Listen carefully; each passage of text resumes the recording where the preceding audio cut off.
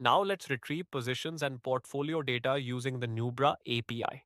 First, open the Nubra API documentation. From there, click on the Python SDK. Navigate to the portfolio section. Here you'll find access to funds, holdings, and positions. In this example, we'll focus on retrieving positions. Open the position section and copy the sample code. Paste the code into your editor. You can switch between prod and UAT as needed. When using prod, you'll see positions from your live account. Enable environment credentials.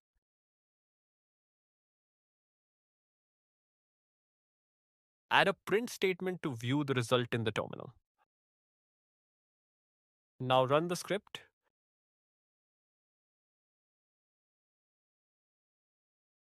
You can now see your positions displayed in the terminal.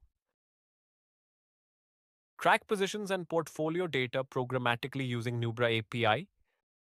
Thanks for watching.